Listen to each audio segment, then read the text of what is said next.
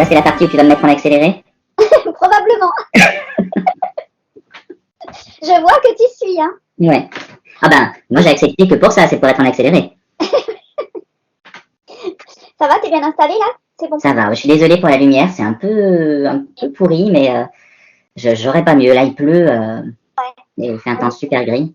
Bon ben t'inquiète pas parce que moi j'ai un petit souci aussi parce qu'en fait j'ai l'ordinateur, enfin tu sais ça marche plus du tout le Skype sur le téléphone, ça marche pas du tout donc il faut que je passe par l'ordinateur. Mais là j'ai voulu mettre quand même une petite webcam tu sais pour avoir une meilleure luminosité. Ah bon, je sais pas si en fait là du coup si je regarde ici je te vois pas. Mais tu vois que je te vois toi ou pas quand je te regarde là? Là, tu me regardes. Ouais. Là ça va, là tu as l'impression que je te regarde. En fait je te regarde pas du tout. Bon, écoute, en tout cas, je pense que on va partir là-dessus parce que là, on est bien équipé. Tu t'es équipé de tout ce qu'il faut, le thé, le café, tes encours, ton matos, tout ça? Alors, j'ai mon encours devant moi, j'ai quelques aiguilles aussi, voilà. Allez, alors c'est parti. Donc, déjà, je dis bonjour à tout le monde parce que les personnes qui vont nous suivre. Bonjour à toutes, bonjour à tous. Aujourd'hui, alors c'est émission donc Confession tricotesque avec Thibaut de Tricostérone. Bonjour. Tu es aussi sur YouTube et aussi sur Instagram. Oui, sur Instagram, j'y suis pas énormément non plus, hein, mais oui, un petit peu. Ouais. Bon, moi, je suis ravie de te recevoir parce qu'en plus, moi, Thibaut, j'ai un très bon souvenir de toi. C'est que tu as été le premier à me saluer quand j'ai démarré ma chaîne YouTube. Et ça, j'ai jamais oublié parce que t'as eu un petit mot vraiment hyper gentil, très réconfortant, très bienveillant, de bienvenue. C'était adorable comme tout. Et là, je te remercie encore pour ça parce que c'est vrai que ça m'avait beaucoup touchée et donc je suis très contente de t'avoir aujourd'hui dans mon émission. Ah, mais je me souviens bien, oui, quand alors je me souviens plus exactement quand j'ai parlé de toi, mais je me souviens bien quand je t'ai découverte. Ouais. Quand je t'ai découvert, donc que je suis Michel Drucker qui découvre des talents, mais quand YouTube m'a permis de te découvrir, c'est vrai que c'est quelque chose que j'aime bien faire, essayer de dénicher des nouveaux podcasteurs, et puis quand ils méritent d'être un petit peu mis en lumière, pourquoi pas. Alors à mon humble niveau. Mais voilà, du moment que je sens que il y a une sincérité, quelque chose de vrai, j'hésite pas à parler de la personne. Ah, mais c'est sympa, c'est gentil en tout cas. C'est super gentil comme démarche, c'est très porteur. Alors aujourd'hui, tu veux te présenter brièvement, tu vois un petit peu, tu dis ce que tu veux, surtout peut-être la région d'où tu es. Ouais. Alors je m'appelle Thibaut, mais ça on l'a déjà dit. J'ai bientôt 41 ans et j'habite du côté d'Ambérieu en Bugey. C'est dans la grande banlieue lyonnaise, à 45-50 km au nord-est de Lyon. Ah, d'accord. Donc, toi, tu vas venir au Nitit. Il y a de fortes chances que j'y fasse un tour. Tu essaies de venir le samedi? C'est plus probable que ce soit le samedi, effectivement. Après, je garantis rien parce que je travaille certains week-ends et il faut pas que ça tombe dessus. J'ai pas mon emploi du temps trop à l'avance. C'est 1 mois et demi généralement. On verra. Je sais que c'est en septembre cette année, 23-24 ou quelque chose comme ça. C'est que la billetterie est déjà ouverte pour prendre des entrées, etc. Et alors, tu veux nous dire dans quoi tu travailles ou tu préfères ne pas le dire? Nous, c'est pas secret défense. Je travaille pas au renseignement. Je travaille dans une société d'assistance automobile et multirisque habitation. Je suis formateur dans cette société, donc j'accueille des nouvelles recrues, je les forme et ensuite je fais de la formation continue. D'accord, d'accord. Donc c'est quand même quelque chose d'assez prenant. Oui. C'est un boulot important, ouais. Tu fais beaucoup de crochet aussi à la base. Alors, le crochet, je l'ai pas appris en premier. Je l'ai appris après le tricot, mais peut-être un an après. Et j'ai des périodes de crochet comme ça. Je suis pas un bon crocheteur du tout, mais Défends pas mal, hein, parce que tu fais des sacrés projets qui sont grands, qui sont. oui, mais parce qu'ils sont, enfin, pour le crochet, généralement, j'utilise des tutos vidéo. Et avec un tuto vidéo pas à pas, c'est pas compliqué. Mais le crochet, oui, je l'utilise plus comme un outil pour mieux comprendre le tricot. C'est un peu bizarre ce que je vais te dire, mais je trouve que le crochet, ça m'a énormément aidé dans le relevage des mailles, par exemple. Sur le crochet, je ne sais pas si tu en fais toi, je crois pas. Oui, je crochette, mais pas beaucoup. Voilà. Mais effectivement, crochet, il faut savoir vraiment lire son tissu pour pouvoir crocheter. Et donc, le relevage des mailles, c'est un petit peu, quelque part, du crochet appliqué au tricot, quoi. Et ça m'a beaucoup aidé. Alors, tu sais que donc j'ai des petites questions. On démarre là? Démarrons. Alors, donc, dis-moi un petit peu, est-ce que donc le tricot est ta première activité manuelle au cours de ton existence? Oh, la première, je dirais que c'est la première dans laquelle je me suis donné vraiment. Après, j'ai fait un petit peu de poterie, du dessin, des choses comme ça, comme on fait tous quand on était petit. Mais le tricot, oui, vraiment, c'est le premier truc dans lequel je me suis donné à fond. Donc, tu es quelqu'un de manuel, c'est pas venu par rapport au tricot, c'est pas le tricot qui t'a développé le sens manuel, tu es déjà manuel à la base. Alors, ceux qui me connaissent vont hurler un petit peu s'ils entendent ça. Moi, j'aime beaucoup tout ce qui est manuel, mais je suis pas du tout doué de mes mains, en fait. Ah, t'es un peu gauche, je dirais. Ouais. Et puis bon, en fait, tu sais, il suffit quand t'es petit qu'on te dise oh ben t'es pas très doué et puis ben tu l'intègres et c'est comme ça. Mais ouais, j'étais pas quelqu'un de particulièrement doué, mais je m'en fiche en fait. Oui, toi, l'essentiel pour toi, c'est de prendre du plaisir à faire ce que tu fais. Exactement. C'est ce qu'il faut, hein, en fait. Hein. C'est le but.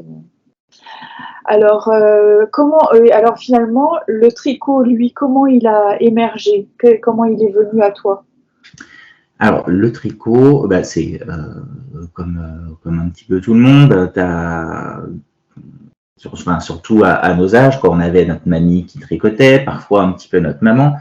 Mais voilà, moi, c'était ma grand-mère, ma grand-tante et leur voisine qui tricotaient beaucoup. Et ben, chaque fois qu'on allait les voir, elles avaient un tricot dans la main. Et je me souviens bien de surtout les soirées d'été où elles se mettaient sur le balcon et voilà, elles tricotaient. Et donc, bah, ça m'a donné envie de savoir. Je suis quelqu'un de très curieux, j'aime bien tout essayer, surtout tout comprendre. Et ça m'avait donné envie. Et je me souviens que j'ai commencé vraiment à apprendre le tricot quand j'avais 6 ans. J'étais à la maison, j'étais malade, j'avais une angine et j'ai demandé à ma mère de m'apprendre à tricoter. Autant te dire que c'était pas du tout réussi. Mais je me souviens très bien d'être dans mon lit comme ça, ma mère qui vient avec une grosse pelote. Alors je sais pas, je la voyais grosse, mais bon, j'avais 6 ans, je sais pas si c'était une 50 grammes ou 100 grammes, mais bleu marine, ça je me souviens très bien. Et voilà, elle a monté 5 mailles et puis elle m'avait appris, et j'avais dû faire 3-4 ans comme ça. Et tout au long de ma jeunesse, j'ai eu des périodes comme ça où j'ai picoré dans le tricot. C'est-à-dire que je faisais une petite incursion, mais pas longtemps, peut-être une semaine, 15 jours. Je terminais jamais rien, mais j'y revenais comme ça, peut-être tous les 5-6 ans. Ah oui. Et puis est arrivé, c'était fin 2016, ma mère aussi, qui ne tricotait pas spécialement beaucoup, d'un seul coup a décidé de de se remettre un petit peu au tricot. Et là, ça m'a un petit peu titillé. Et parce que j'étais passé dans un Zeman et j'avais vu tout. Enfin, c'était l'époque où il y avait énormément de laine dans les Zeman et ça m'avait titillé, ouais. Et 2017, c'était l'anniversaire, les 30 ans de ma cousine, et je me suis dit qu'est-ce que je pourrais lui faire qui marque le coup. Et je me suis dit, tiens, tricote-lui un pull. Moi qui n'avais jamais terminé de projet ou quoi que ce soit, qui avait juste entamé des écharpes. Et là, je me suis lancé dans un pull directement, sans patron en plus, juste avec un tuto de Tricotouch, je ne sais pas si tu connais. C'était une tricoteuse qui faisait des tutos pour faire des pulls, des robes, des machins comme ça, plein de trucs avec la laine que tu avais et toutes les tailles. Excellent. Donc, ça existe encore? Alors, elle ne le fait plus. Je crois qu'elle a eu des soucis de santé, mais elle a toujours sa chaîne YouTube qu'on retrouve. Et je fais régulièrement de ces tutos comme ça pour moi-même personnaliser en fait mes patrons, quoi. Et alors, le pull?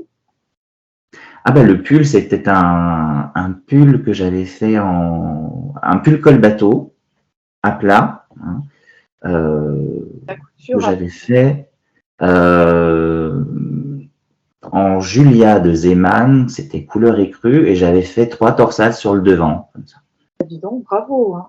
Et alors, l'effet du cadeau? Elle l'a toujours, elle le met toujours. Il commence un petit peu à boulocher, mais elle le met régulièrement. Super, hein, bravo, hein. Alors, est-ce que tu as... parce que tu fais quand même beaucoup de... Tu fais aussi du crochet tunisien, il me semble. Oui, oui. C'est ça. Et ça te plaît, ça? Ah oui, énormément. Alors, le crochet tunisien, ça me plaît déjà parce que c'est pas très commun. Je suis d'accord avec toi. Et voilà, j'aime bien sortir des sentiers battus. Et j'ai l'impression que tout est à faire en fait dans le crochet tunisien. Donc voilà, c'est l'occasion d'expérimenter, de rechercher un petit peu. Je pense que, alors, ça va être l'instant cliché, mais les hommes qui tricotent, ils aiment bien tout ce qui est technique. Je pense que c'est quelque chose qui est très masculin. C'est vraiment de chercher toute la technique. D'ailleurs, généralement, quand une dame achète une machine à tricoter, c'est son mari qui s'en sert, hein. Il y a ce côté-là. Et donc, le crochet tunisien, voilà, tout est à inventer, enfin, ou en tout cas à retrouver, parce que je pense que c'est documenté, mais en tout cas pas dans le monde francophone. Et voilà, pour moi, c'est vraiment la grosse découverte. Et puis, le geste est relaxant. Vraiment, il y a cette musique quand tu fais du crochet tunisien qui est formidable. Un geste qui est fluide, comme le crochet d'ailleurs. Je trouve ça magnifique de voir des gens crocheter parce qu'il y a c'est une sorte de ballet vraiment qu'on n'a pas dans le tricot. On voit des accélérations, des freins. C'est assez marrant. Et tu me donnes envie d'essayer parce que moi, j'ai jamais essayé le crochet tunisien. Il faut que tu essayes. Alors, il faut que tu aies le temps parce que tu risques d'être vite accro. Pas besoin de beaucoup de matériel. On n'a même pas besoin d'acheter forcément un crochet tunisien. Un crochet droit, ça suffit pour s'entraîner, pour découvrir la technique. Donc, Et sinon, après, qu'est-ce que tu conseilles comme crochet tunisien pour démarrer Alors, si vous voulez vraiment démarrer, alors moi je conseille toujours le bête crochet Amazon où on trouve le kit à 3 francs 6 sous, parce que ça sert à rien d'investir dans un kit Knit Pro ou Adi parce que qui va nous coûter 70 €. Cher le crochet tunisien? Ça peut être cher et c'est parce que c'est difficile à trouver. Ah. Voilà. Il y a eu des petits bonds de mode du crochet tunisien, notamment quand la Fébalo avait fait alors sais pas comment on peut appeler ça, c'était pas vraiment un cal, puisque cal c'est pour crochet, mais un T-cal, je crois qu'elle avait appelé ça pour Tunisian Crochet. Et donc il y avait quelques personnes qui s'étaient équipées comme ça, et on avait des ruptures de stock, mais sinon, voilà, c'est pas quelque chose qui est très vendu, donc difficile à trouver. Ok. Et sinon, à part dans ta zone, il y a un autre endroit où on peut en trouver que un peu bien, un peu. Tu peux aller directement. Où est-ce que.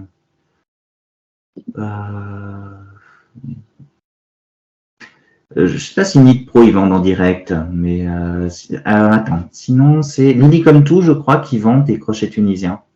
D'accord. Et donc, ça, c'est plutôt avec du coton ou c'est aussi avec de la. Non, non. Le crochet tunisien, c'est plutôt pas avec du coton, justement. Parce que, contrairement à ce qu'on peut penser, le crochet tunisien, c'est pas du crochet. C'est en fait un mélange de tricot, de crochet et de tissage. Ah oui, intéressant, vraiment intéressant. Donc, il faut avoir une certaine élasticité du matériel, et le coton ne l'a pas. Ah oui. Donc, une laine plutôt élastique, c'est plutôt intéressant pour ça. Parce que le tissu qu'on obtient, en fait, avec le crochet tunisien n'est pas élastique par nature. Contrairement au tricot où le jersey, en fait, c'est une double élasticité. Tu as l'élasticité de la laine en elle-même, plus l'élasticité du jersey. Le crochet tunisien, tu l'as pas. Donc, il faut une certaine élasticité de la laine. Bon, bah, c'est intéressant tout ça. Tu vois, tu as ouvert une porte à explorer. Alors, à quoi tu penses quand tu tricotes, Thibaut? Eh ben, je dirais que je pense à beaucoup de choses.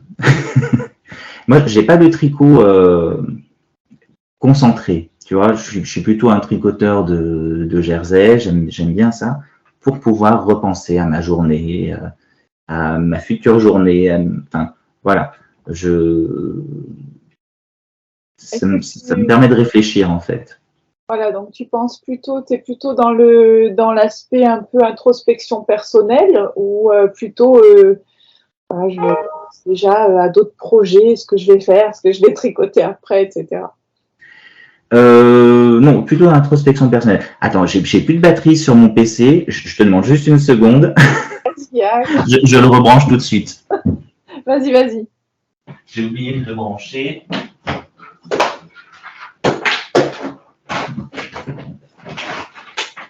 Ce serait dommage qu'on.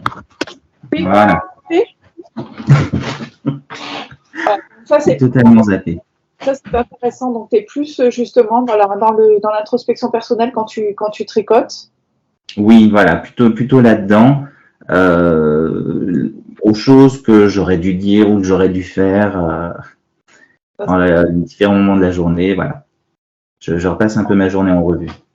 Là, tu m'intéresses parce que d'abord, tu es pratiquement la première personne à le dire. Depuis toutes les confessions, si tu les as suivies, il y a personne qui a dit ça. Ouais. Et ça me parle énormément. Et alors, combien d'heures tu tricotes toi par jour? Tu arrives à tricoter combien de temps? Alors, je vais te faire la réponse qu'on entend d'habitude, ça dépend. Mais tu as une routine, un rituel? Oui, plutôt. Alors, je me lève très tôt. Généralement, c'est vers 5 heures du matin. Ouais. Et parce que j'aime bien prendre mon temps le matin. Bon, je pars à 6 heures hein, de toute façon pour le boulot. Mais j'aime bien quand même faire 2-3 rangs le matin. Une fois que j'ai pris mon petit déjeuner, voilà, que je me suis préparé, allez, 2-3 rangs. Généralement, j'arrive très en avance au boulot. Donc, dans la voiture, je me garde un petit quart d'heure pour tricoter. Et puis, le soir, en rentrant, je tricote 1 heure comme ça, mais j'ai pas de grosses séances de tricot. Moi, j'aime bien picorer comme ça. ça m'arrive, hein, le week-end, oui, d'avoir des séances comme ça d'1 heure, 1 heure et demie. Mais sinon, en journée, enfin, en semaine, je veux dire, c'est plutôt des petites séances comme ça, répétées.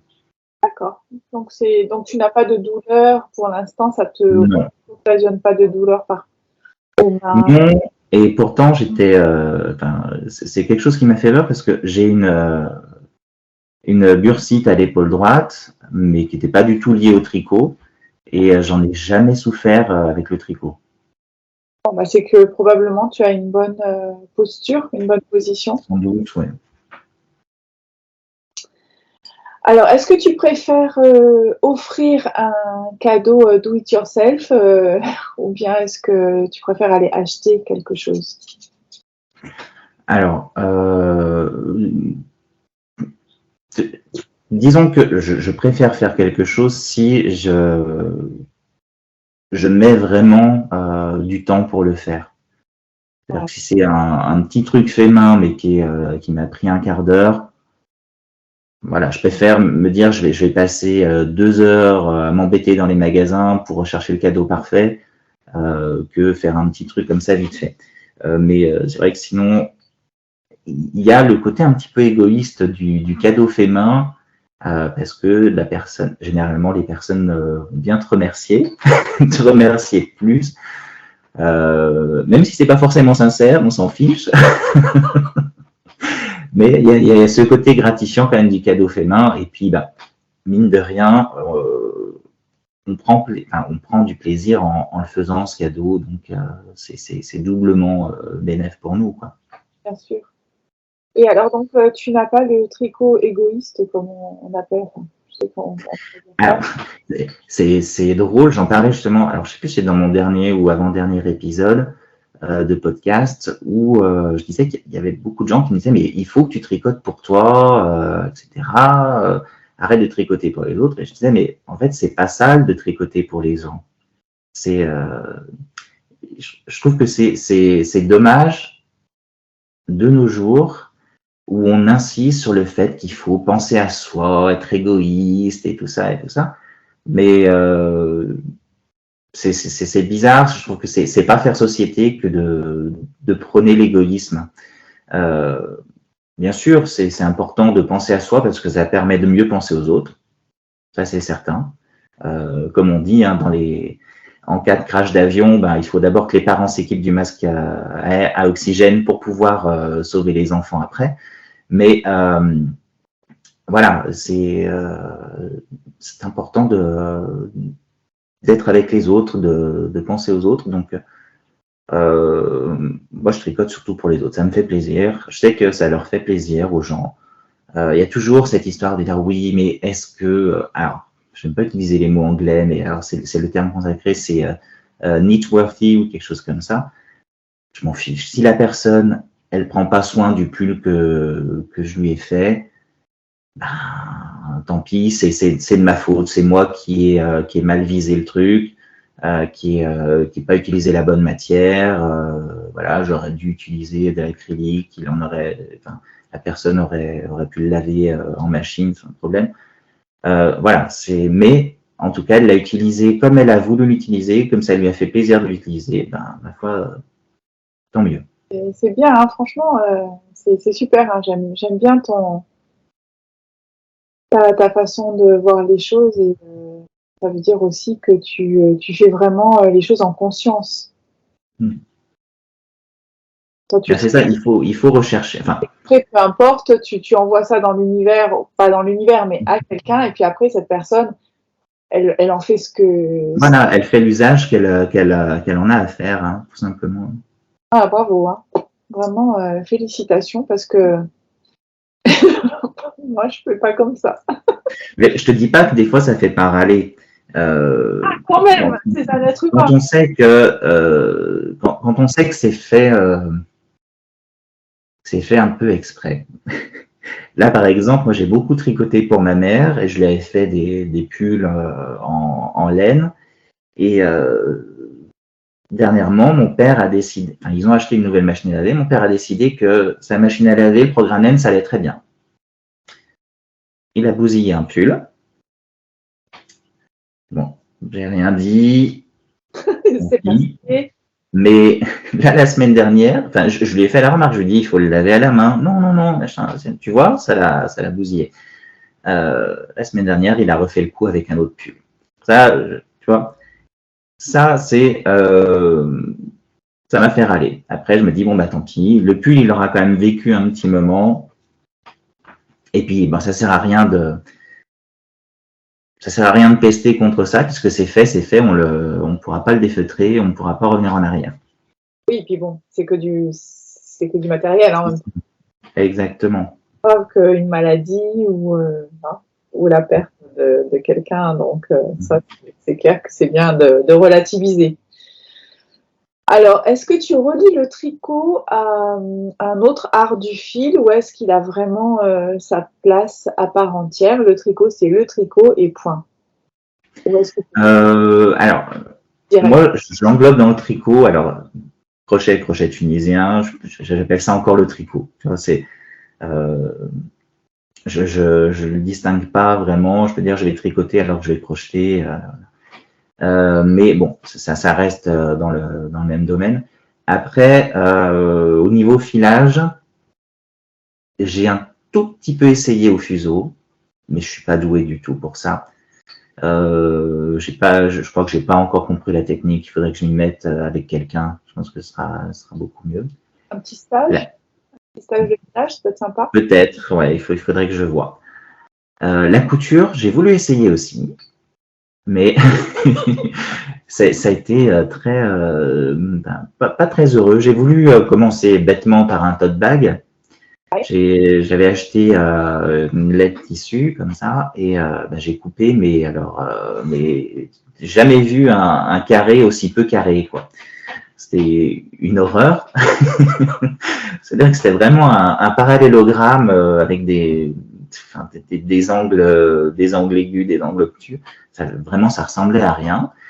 J'ai essayé de redécouper pour arranger ça. Donc, ça a diminué la taille du truc. C'était toujours pas bon. J'ai redécoupé. Au bout d'un moment, je suis retrouvé avec un carré qui était comme ça. Je me suis dit, ça sert à rien. Laisse tomber. Je m'y mettrai quand ce sera le moment. Et voilà. Bon, en tout cas, je me sens moins seule parce que tu sais que moi, mon gros souci à la couture, c'est que je ne coupe pas droit. Tu peux regarder un peu. Je coupe pas droit. Je me demande comment font les gens quand je les vois. Pour arriver à un truc à peu près droit. Enfin... Mais après, il faut se faire plaisir. Donc, même si c'est pas droit, tant pis. Je pique. Alors, est-ce que tu as déjà pensé à professionnaliser ta passion pour le tricot? Surtout pas. Surtout pas. Parce que j'ai peur que j'en tire plus de plaisir, en fait. J'ai toujours un petit peu peur de ça, des gens qui font de leur passion un métier. Et je pense que ça convient très bien pour certaines personnes, mais moi, j'ai pas envie. J'ai vraiment envie que le tricot, ce soit quelque chose qui est à part de mon boulot. J'adore mon boulot, j'adore le tricot, mais je veux pas les mêler. Ça, c'est intéressant ce que tu dis, et ça amène la question que je pose là maintenant depuis quelques épisodes, c'est est-ce que tu penses vraiment que quelqu'un qui passe du côté, moi j'ai envie presque de dire le côté obscur, en allant vers la professionnalisation du tricot, est-ce que tu penses que cette personne elle est vraiment fondamentalement passionnée?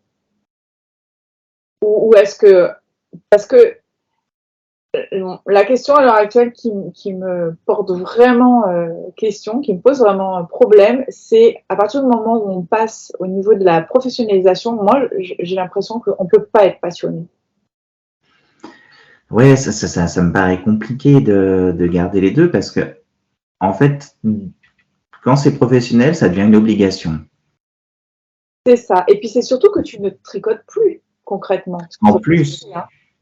Alors, sauf si tu es professionnel, tricoteur professionnel, comme ça existait un petit peu avant, des personnes qui tricotaient pour pingouins, pour fil d'art. Mais c'était une activité pour arrondir les fins de mois. On n'en vit pas, mais oui, je pense qu'un designer, il va tricoter un morceau de son design pour voir si ça commence bien, si l'échantillon est bon, etc., etc. Mais est-ce qu'il termine son pull? Je ne sais pas. Il a des gens pour le faire à sa place.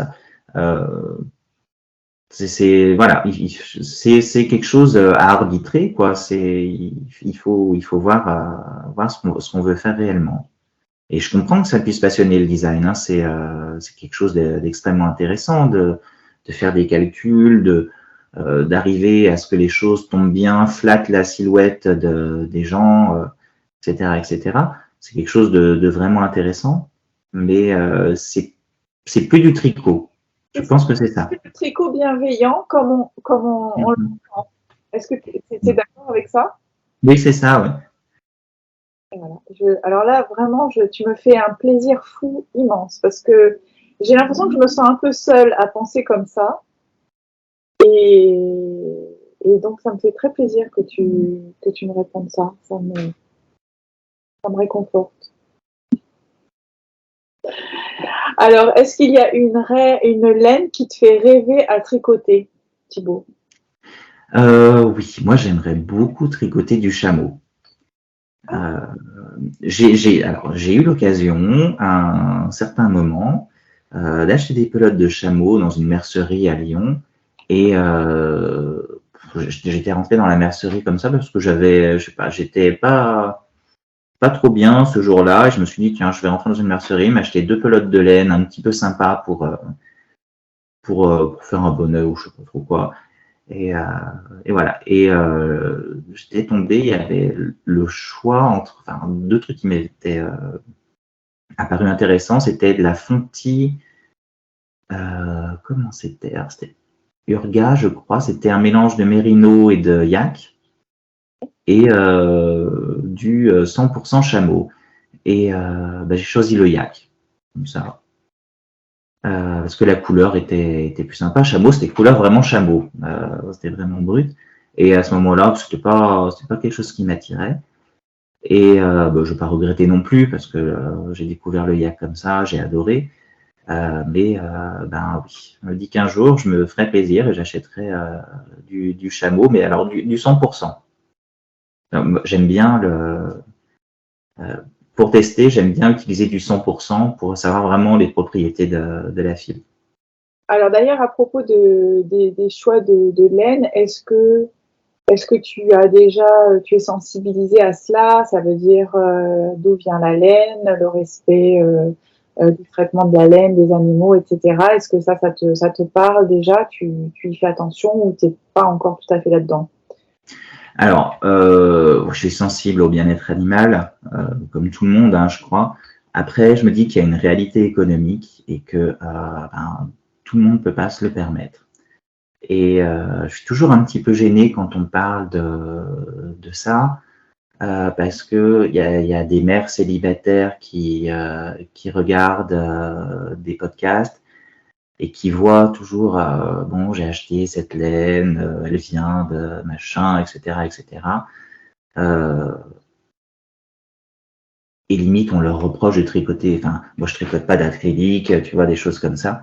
Et je me dis, mais c'est hyper culpabilisant pour cette personne qui, des fois, peut-être a même du mal à s'acheter une pelote d'acrylique de chez Zeman, qui tricote par nécessité et pas par plaisir. Et je trouve ça, c'est pas indécent, mais ça peut être très culpabilisant pour cette personne.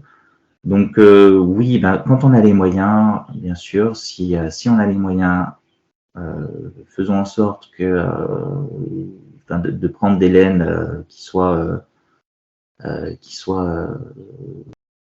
veux dire, respectueuses de l'animal. Après, il faut accepter que des gens ne puissent pas faire ce choix, quoi. C'est un arbitrage à faire. Et toi, personnellement, alors tout ce qui est, tu préfères justement la superwash, la laine plutôt rustique, la laine, donc je sais que tu tricotes aussi un peu d'acrylique aussi, mais qu'est-ce qui te... Après, peut-être que pour toi, c'est un peu faussé parce que tu fais pas tellement de tricot pour toi. Oui, peut-être aussi. Tu le portais, toi, pour toi, porter le tricot, est-ce que tu préfères de l'acrylique? Est-ce que tu préfères une fibre naturelle ou les laines de teinturière? Qu'est-ce qui, pour toi, pour un pull à toi, porter? Pour moi, pour moi, ça dépend. Réellement. Alors là, tu vois, par exemple, je porte un pull en Osgarn Super Soft. Je le porte, j'ai même pas de t-shirt, hein, je le porte à même la peau. Et je trouve ça extrêmement agréable à porter. J'aime beaucoup porter la Osgarn, que je trouve magique, en fait, elle est extrêmement douce, mais une douceur bien à elle, en fait. Oui. Ah, je te vois plus, je sais pas si... Ah, moi, je suis là. Hein. Ça y est, ah bah, je te revois. Oui, je disais, donc c'est une douceur bien à elle, c'est pas la douceur du Merino Superwash. Voilà. Le Merino Superwash, j'en ai tricoté un petit peu et j'avoue que j'aime pas trop. Parce que on a un petit peu la même sensation que l'acrylique au toucher. Ça fait un petit peu cet effet-là.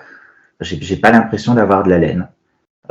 Mais je comprends très très bien que des gens puissent aimer, parce que effectivement, oui, c'est très doux, c'est très rond, ça a une belle définition, ça a un beau tombé que n'a pas la laine rustique. Bon, c'est autre chose. D'accord. Donc toi, pour toi, en fait, ça dépend, ça va dépendre aussi de l'ouvrage. Oui, voilà, ça va dépendre de l'ouvrage. Si c'est un pull que je vais mettre tous les jours, ben oui, de l'acrylique, ça m'ira très très bien. Si c'est un pull que je veux porter dans les moments un petit peu privilégiés comme celui-là,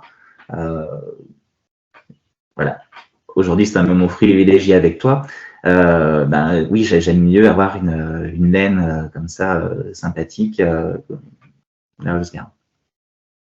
C'est quel modèle que tu as tricoté là, que tu as sur toi? Alors, c'est le modèle intemporel yoke de Cordelia Vortricot. Ah oui, C'est Cordelia. un modèle gratuit qui est tout bête, hein, vraiment basique, mais voilà, que j'aime bien. Je trouve que la laine s'y prête bien. Voilà. Et le yoke, moi j'aime bien les yokes très basiques. Je trouve que c'est c'est un côté très éthéré, très. À un moment, j'appelais ça un côté très blond de la tresse, tu vois, un peu. Voilà. Et ben voilà, je trouve que ça va très bien comme ça. Alors, est-ce que tu as des tricoteurs, tricoteuses dans ton entourage? Alors, j'ai dans ma famille, j'ai ma tante qui tricote, mais un tout petit peu, mais vraiment tous les 36 du mois, quoi, à peu près. Ma grand-mère ne tricote plus, quoi qu'on l'a refait tricoter un petit peu, elle a 92 ans, on l'a refait tricoter cet hiver pour l'occuper un petit peu. Mais sinon, dans ma famille, non, pas vraiment. Après, j'ai mon entourage d'amis qui tricotent, notamment les personnes du tricoté de Bourg-en-Bresse. Ouais. Voilà. Super. Et alors, est-ce qu'il y a, un tricoté, tu as organisé un tricoté autour de chez toi? Il y a des choses qui sont organisées? Alors, c'est le tricoté de Bourg-en-Bresse, je suis pas organisateur pour ça, mais régulièrement, on essaye de le faire une fois par mois, on se retrouve entre nous. Généralement, c'est plutôt chez une personne et puis on tourne comme ça. Souvent, on mange à midi. Voilà. Et on continue toute la journée à manger. Mais ça fait pas maigrir les tricotés. Mais voilà. Je sais qu'il y a des tricotés à Lyon. On m'a régulièrement invité. Là, en ce moment, ça tombe assez mal. Je suis plutôt pris, donc je peux pas y aller. Mais j'irai très prochainement quand même dans un tricoté à Lyon. Alors, quel regard portent les gens sur toi dans ton entourage? Comment il te voit avec cette passion du tricot et quel est le regard qu'il te porte? Eh ben, contrairement à ce qu'on pourrait penser, c'est quand même très bienveillant. D'abord, je dirais pas que ça les amuse, ça les intrigue, surtout. C'est quand on voit quelqu'un faire et puis on se dit, mais comment tu peux arriver avec un bout de fil à faire un truc. Alors, quand c'est encore des châles, des tricots à plat, ça intrigue, mais on peut comprendre. Mais ensuite, on se dit, mais des chaussettes, comment est-ce qu'on peut faire des chaussettes? Comment tu sais quand il faut faire ci, machin comme ça? Ça intrigue beaucoup. Ça intrigue beaucoup les hommes de mon entourage. C'est surtout, on en revient encore une fois à cette histoire du mal intrigué par tout ce qui est technique, technologie, et le tricot, c'est mine de rien quelque chose de très technique. Et voilà. Donc, les gens sont très intéressés. Ça les intéresse pas de le faire, mais de savoir comment faire, c'est quelque chose qui les attire. Ouais. Alors, est-ce que tu es mono en cours ou multi en cours? Alors, je suis multi en cours par période, mono en cours par période. Là, en ce moment, j'ai 2 en cours. Une étole et puis un pull au crochet tunisien. Et j'ai pas 50 millions de choses entamées. Ça m'est arrivé d'en avoir 4 et je me sentais pas super à l'aise avec ça. Donc j'évite d'en avoir trop. C'est vrai que j'aime bien avoir un projet que je puisse faire tranquillement, emmener dans la voiture, choses comme ça. Voilà, pour une sorte de projet fil rouge, ce que j'appelle, qui va durer toute une année. Je fais 1 rang ou 2 rangs par jour, comme ça. Je ne le lâche jamais, mais je le tricote peu. Et puis un encours principal. Ouais, donc tu es quand même bien organisé, je trouve. Hein. J'essaie. Alors ça, c'est une des grandes, un des gros avantages du tricot, quelque chose que m'a appris le tricot, c'est à m'organiser et aussi à voir à long terme, en fait. Alors, c'est pas très très long terme le tricot, mais c'est quand même, c'est pas quelque chose que tu fais sur 2 jours, c'est quelque chose que tu fais sur 1 mois, 2 mois, 3 mois. Voire une année, du coup. Voilà. Un projet. C'est très, moi, j'étais pas du tout comme ça avant de commencer le tricot, et ça m'a appris cette patience et cette, je sais pas comment dire, cette obstination, cette vision à long terme. Et aussi, j'ai l'impression que ça t'a appris aussi à terminer quelque chose. Exactement. Ça,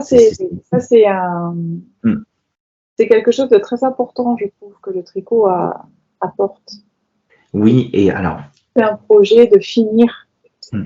C'est très important, et justement, quand on dit souvent le tricot pour l'effet antidépresseur du tricot, je trouve que c'est là-dedans qu'en fait il y a cet effet antidépresseur, c'est-à-dire que ça permet à une personne de se projeter dans 2 mois.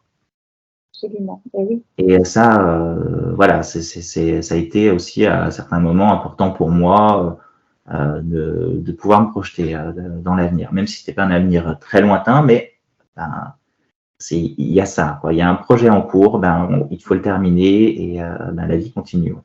Ouais, je suis d'accord. Quel est le tricot que tu portes le plus? Celui vraiment, quand tu sais pas quoi mettre, tu l'attrapes et tu le mets, voilà, c'est ton pull doudou et ton pull par excellence qui te plaît, qui est usé jusqu'à la corde, que tu vas refaire. Comment tu l'aimes? C'est un pull, là je peux pas te le montrer parce que il est dans une bassine en train de tremper. Parce que là, la saison se termine et son 2e lavage. Je dirais que moi, mes tricots en pure laine, je les lave 2-3 fois par an, pas plus. Je les étends, je les mets dehors pour respirer. Mais là, voilà, il est dans la bassine en train de tremper.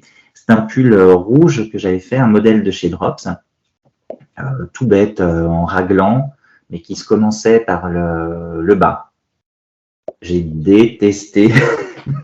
Et oui, plutôt à la façon des jolis irlandais, hein, c'est plutôt, donc on commence par le bas et puis après les manches et après on rejoint C'est le… le moment où on raccorde les manches. Alors, j'avais tricoté les manches, voilà, puis elles étaient en attente. Et le moment où on raccorde les manches avec le corps, ça a été une horreur. Ça tirait sur les aiguilles. C'était vraiment une horreur.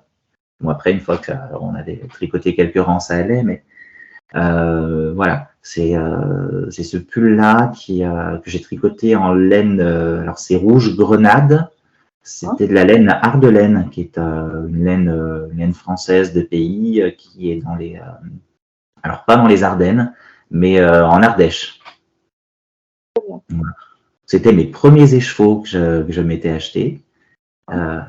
C'est une laine très rustique qui, un petit peu comme de la Holzgarn, est très douce finalement après les lavages, mais qui pouvait passer pour du Spontex quand on la tricotait. Un peu comme la lettre Lopi, tu la connais la lettre Lopi? Oui, oui, oui. C'est exactement ça. Alors, quel est ton point de vue aussi, Thibaut, sur justement un petit peu la consommation, la surconsommation de laine, de patron, un petit peu tout ce qui se passe sur la blogosphère, sur voilà, quel est ton regard là-dessus, toi? Qu'est-ce que tu en penses? Est-ce que tu te sens bien là-dedans ou… Sur les patrons, moi, j'en achète vraiment pas du tout. J'en achète, j'en offre à des amis, voilà, mais pour moi, j'en achète pas. Parce que j'aime bien faire. Alors, soit je trouve mon bonheur dans les patrons gratuits, ou je fais moi-même mes propres patrons si je veux. Voilà. Après, pour la laine, quand j'ai commencé le tricot, je pense qu'on est tous un petit peu pareil. Alors, on achète d'abord ses petites pelotes, on fait son premier ouvrage, et puis après, on a envie d'aller plus loin. Et on achète, et on achète. Et on se rend pas compte que, oui, tricoter 7-8 pelotes, ça prend pas 15 jours. Et de fil en aiguille, j'achetais dès que j'avais un petit peu de sous de côté. Alors, ça va te faire rire, mais je participais à des sondages sur Internet, Ipsos, machin comme ça. Et tu gagnais des points chaque fois que tu répondais, et tu pouvais, à la fin, avec un certain nombre de points, acheter une carte de crédit prépayée. Et voilà, et du coup, j'échangeais contre ces cartes de 50 €. Et dès qu'il y avait une promo chez Holzgarn, je fonçais, j'achetais ça. Et je me suis retrouvé avec plein de laine. Et aussi, à un moment, j'ai une abonnée qui m'avait envoyé un carton de laine énorme. Mais quand je dis énorme, il devait faire à peu près un demi-mètre cube, le carton, tu vois. Et donc, je me suis retrouvé avec un stock de laine, mais immense. Voilà. Ah, mais c'était une catastrophe. Et j'ai décidé, ça fait 2 ans maintenant, enfin 1 an et demi, que je n'achetais plus de laine, ou alors vraiment à la marge, quand j'en avais besoin pour un projet précis.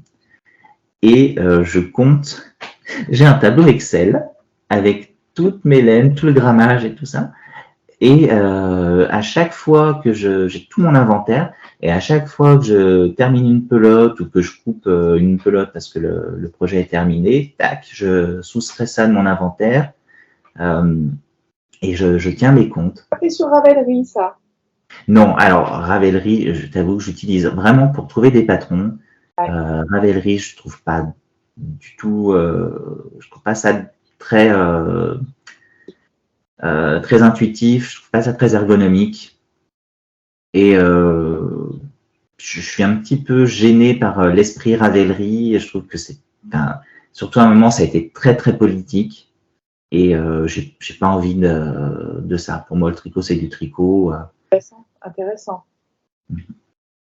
J'ai trouvé que c'était pas. Notamment quand il y avait les histoires anti-Trump sur Ravelry, moi je m'en fous que la personne elle vote pour Trump ou pour machin ou pour truc. C'est pas mon problème. Oui, ça rentre pas dans le cadre du tricot. Exactement. Donc je suis un petit peu gêné par ça. Donc Ravelry, je le prends pour ce que c'est, une base de données de patron, très pratique pour ça. Mais pour le reste. Faire à part sur une fiche Excel.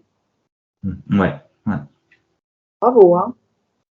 Ça a pris du temps, mais maintenant c'est fait. Et alors, tu en es où au niveau de refresh ton stash? Alors là, j'en suis à 11 584 grammes aujourd'hui. D'accord, donc tu penses que tu as quoi? Tu as 1 an et demi d'autonomie, un truc comme ça? Bien plus. L'année dernière, j'étais à 15 000 grammes à peu près et j'étais descendu à 12 000, tu vois. Donc 3 kilos par an que je peux tricoter. Ah oui. Voilà.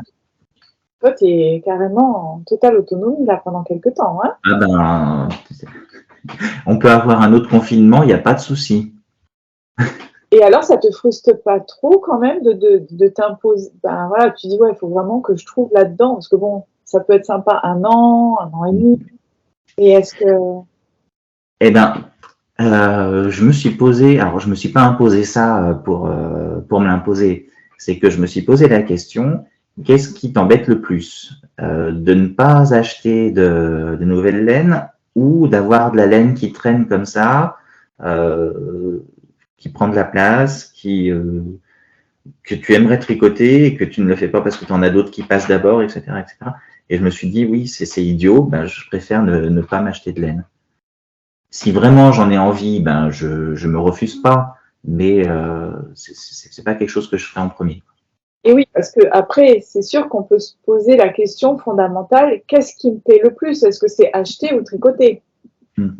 Est-ce que c'est de dépenser de l'argent qui nous motive ou est-ce que c'est vraiment tricoter? Parce que si effectivement c'est tricoter, on se pose même pas la question de savoir qu'est-ce que j'ai. Je prends ce que j'ai et je tricote. Exactement. Il y a toujours un petit truc à faire, même avec un reste. Moi, j'aime bien justement regarder mes petits restes, mes petits rataillons de pelote. Et alors, sur le site de Drops, je trouve toujours des trucs à faire au crochet, des petites décos comme ça qui prennent 2 grammes, 3 grammes. C'est nickel pour terminer ces petits restes comme ça. Alors, du coup, je ne sais pas si tu vas pouvoir répondre à la question, parce que quel budget tu t'autorises par mois? Bah oui, alors du coup, pas grand-chose. Tout confondu. Alors après, on peut rajouter aussi le matos, les livres, le budget de tricot dans son ensemble. Alors, ouais, par mois, je pourrais pas te répondre. Je veux dire peut-être plutôt sur 1 an. Je m'autorise à peu près 50, 100 euros, quoi. Mais vraiment pas grand-chose. En fait, j'ai l'impression que j'ai besoin de plus rien. Tu vois? Ça c'est vraiment arrivé à un haut niveau, hein, Thibaut. Mais il me manque encore plein de choses, si tu veux, mais je me dis, je peux me débrouiller sans. Mais même pour tout dans la vie, quand on me demande qu'est-ce qui te ferait plaisir pour ton anniversaire, machin, je sais pas quoi répondre. J'ai l'impression que j'ai tout ce qu'il me faut dans la vie, en fait. C'est bien, c'est un bon équilibre, hein, c'est vraiment un bel exemple, hein, je trouve, hein, que tu nous partages là aujourd'hui. Hein.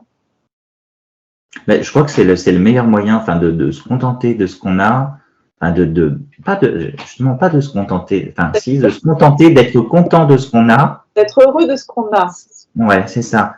C'est vraiment un moyen d'être heureux, justement. Ouais. De toujours regarder le voisin, c'est dommage. On voit pas ce qu'on peut avoir. Oui, ou alors toujours se dire, voilà, j'aimerais ci, j'aimerais là. C'est bien de regarder ce qu'on a là au moment, ce qu'on vit là au. Alors, au niveau matos, avec quoi tu tricotes? Moi, je veux tout savoir. Est-ce que tu as j'ai interchangeable, fixe, Chiagou, Yaya, Adi, Micro? Alors, j'ai plutôt des aiguilles interchangeables. Ouais. J'ai justement mon abonné qui m'avait offert, enfin m'a envoyé cet énorme carton de laine. Il y avait dedans un kit de Knit Pro Royal Paris Mon Amour. Tu sais, c'est Mais dis donc, comme t'as ça. été cassé, hein? Ah oui, j'étais gêné hein, quand j'ai reçu le truc. Bah. Tu vois, c'est des. C'est les bois de rose, non? C'est pas ça? C'est pas Non, ça. alors c'est pas. Je crois pas que ce soit le bois de rose, c'est du bois, mais par contre les pointes sont en laiton. C'est super beau, hein. Bravo, hein. Bon choix. Je les aime beaucoup. Et sinon, j'ai des Knit Pro en symphonie, donc là avec le bois de rose qui est magnifique aussi. Ah, il est beau ce kit, hein? Ah oui, j'avais acheté le kit starter comme ça au début, c'était avec 3 paires, je crois que c'était du 4, du 5, du 6 pour tester parce que j'avais pas des aiguilles interchangeables, j'avais acheté un kit en bambou à 3 € les 12 paires d'aiguilles en fixe avec le fil à Scooby-Doo qui les retient. Les Ricoh, c'est pas les Ricoh par hasard? Non, j'avais acheté ça sur Cdiscount ou Amazon, je sais plus. Bref, c'était vraiment pour commencer. Mais je les ai toujours. Des fois, ça peut me dépanner quand même. Et puis, pareil, j'ai les aiguilles droites en bois à 3 € le kit complet. Que j'aime bien ressortir de temps en temps les aiguilles droites. Je le ferai pas, je tricoterai pas tout le temps avec, mais de temps en temps ressortir les aiguilles droites, c'est un vrai plaisir. Les échantillons? Non, c'est vraiment pour un projet genre une écharpe ou quelque chose comme ça. Surtout quand c'est des grosses aiguilles. J'aime bien tricoter avec les aiguilles droites. Parce que les aiguilles droites et les aiguilles circulaires, j'ai pas la même tension. Donc pour les échantillons, j'essaie de faire vraiment le mieux possible. Mais voilà, j'ai des symphonies, j'ai aussi des drops. Donc c'est l'imitation de Knit Pro. Et j'ai celle que je préfère, c'est les Lick.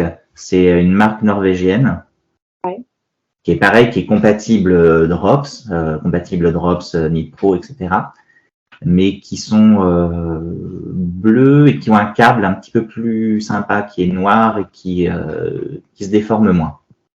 Pourquoi tu dis compatible? Ça veut dire qu'au niveau des câbles, tu peux les placer Tu peux changer, oui. Ah, je savais pas. En fait, les Knit Pro, c'est un peu un standard. Et il y a plein de marques qui font. Alors, je pense que c'est sous licence. Drops doit faire sous licence des Knit Pro, lesquels aussi. Fildar, ils ont, je crois, aussi des aiguilles compatibles Knit Pro. Oui, donc tu es bien équipé aussi, hein, c'est bien. Hein, oui,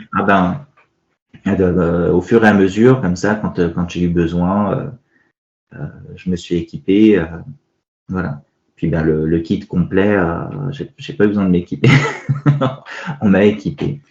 Pareil pour les crochets tunisiens, j'ai des amis qui m'ont offert un kit Knit Pro Symphony, donc c'est toujours en bois de rose comme ça, mais version crochet tunisien. Super, c'est bien. Et alors en anneau marqueur, qu'est-ce que tu aimes toi? Alors moi j'aime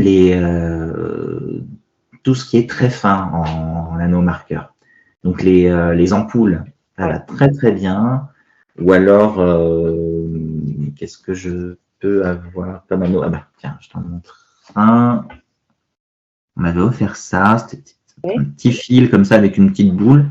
Je les utilise tout le temps, ceux-là, parce que vraiment, c'est des anneaux marqueurs qui ne marquent pas le tricot. Parce que au début, j'utilisais soit un bout de laine, soit les mini cadenas. Là, ça se voit en fait, ça fait une échelle dans ton tricot. Hein. Ça dépend comment tu tricotes, mais en tout cas, moi, ça se voit. D'accord. Et alors en contrant, qu'est-ce que tu utilises, si tu en utilises? En contrant, j'utilise ça.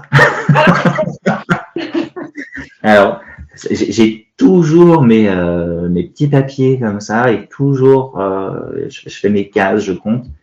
Je trouve que c'est beaucoup plus pratique. Notamment quand tu fais un pull et que tu as besoin de tricoter 2 manches identiques. Si tu utilises ton Contran, tu sais plus. Sur un quadrillage comme ça, je peux me noter ça, tel case, tu vas faire des augmentations, etc., etc. Un petit truc que je dois faire sur tel rang. Donc, pour moi, c'est à l'ancienne avec le papier, le crayon. Alors, est-ce que tu imprimes, tu n'utilises pas trop de patrons, mais est-ce que tu les imprimes toi plutôt ou est-ce que tu es plutôt… Non, je les imprime pas. Soit je les regarde sur l'ordi quand voilà, il y a un patron, soit je me l'écris justement sur un papier, tout bêtement. Je les imprime pas d'une part parce que mon imprimante ne marche pas. Comme ça, bon, Et elle ne marche pas parce que j'imprime pas assez justement. Les têtes ont séché et ça ne fonctionne plus. Alors, est-ce que tu considères que ta passion est saine, ta passion pour le tricot, tu penses que c'est un peu addictif le stade où tu en es? Non, alors je peux me passer de tricoter. Quand je suis malade, par exemple, je ne tricote pas. C'est vrai que sinon je tricote tous les jours, ne serait-ce qu'un petit peu. Tu vois, même si je fais juste un rang, c'est vrai que j'aime bien, ça me détend, voilà. Et par contre, si j'ai d'autres choses à faire, je vais pas dire non, je fais pas, je pars pas en vacances ou je vais pas au resto parce que je préfère tricoter. Et est-ce que tu emmènes ton tricot partout, genre même en réunion, même Non. côté sans arrêt là comme ça Non. J'aime bien être quand je tricote, j'aime bien être sur le tricot quand même, quoi. Ça m'arrive avec le télétravail quand j'ai des réunions de tricoter en même temps, Ouais. mais pas. C'est plus parce que ça m'intéresse pas les réunions. Ouais.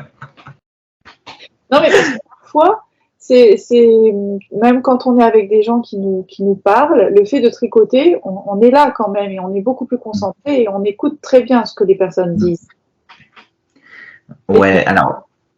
Enfin, chez nous, c'est pas très bien vu dans le sens où on se dit oui, ça ne nous intéresse pas, mais pour certains caractères, ça permet au contraire de pouvoir rester en place parce que souvent, ce sont des personnes qui finalement ne peuvent pas rester en place.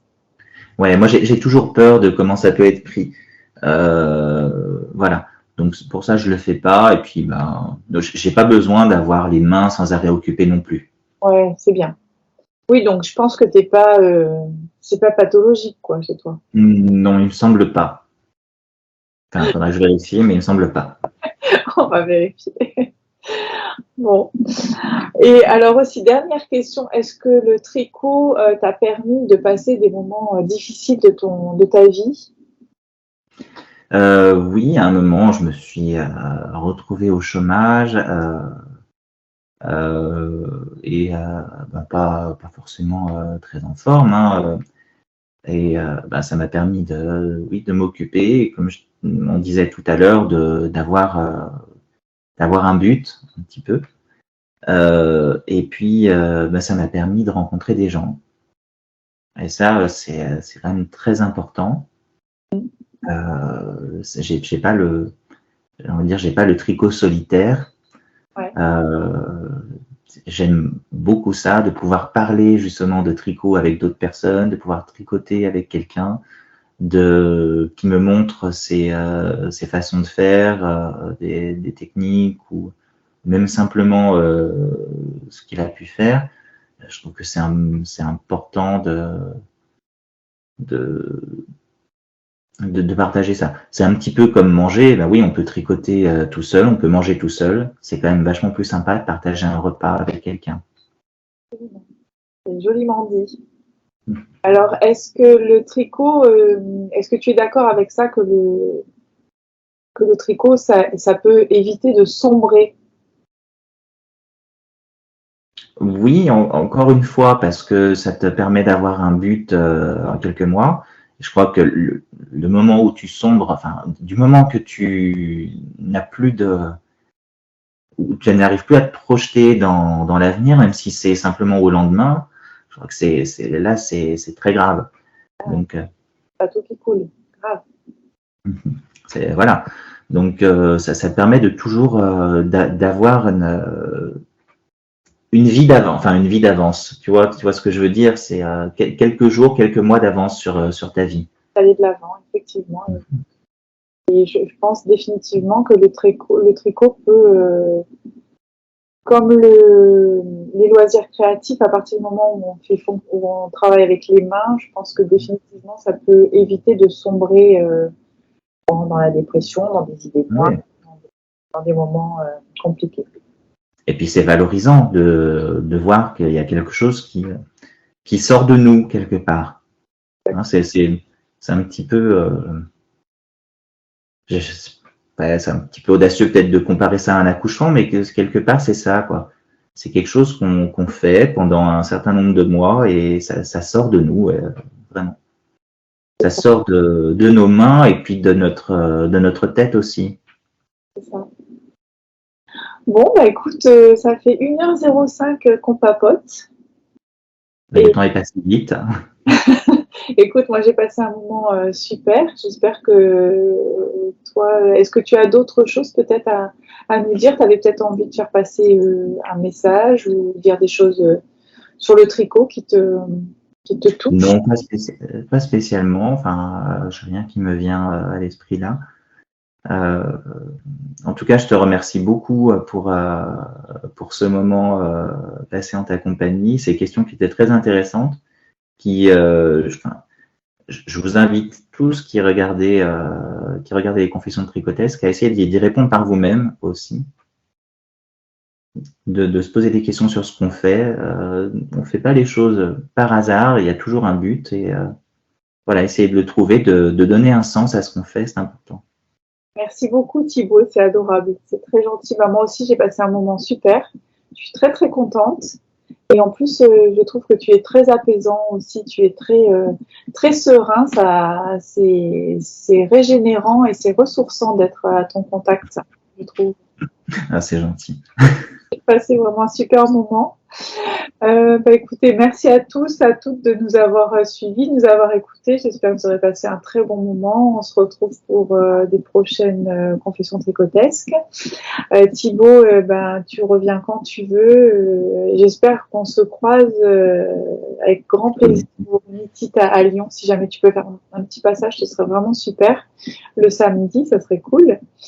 Et encore mille merci d'avoir accepté cette invitation et d'avoir passé ce moment ensemble. Et je te souhaite une très belle continuation. Continue à nous régaler avec tes créations et puis surtout ton autonomie tricotesque parce que au crochet, moi c'est aussi ça qui me touche beaucoup. J'aime ça, j'aime les personnes comme ça qui vont vers la liberté, sortir du cadre et pouvoir mettre en pratique les techniques qu'on a pu apprendre au fur et à mesure des années et du temps qui passe, sans pour autant toujours être accroché à un patron. C'est pour ça que j'aime beaucoup ta démarche, j'aime bien. Ah, merci à toi. Je te fais plein de bises Thibaut et puis on se dit à bientôt. À bientôt. Bye bye, merci. Salut. Ciao.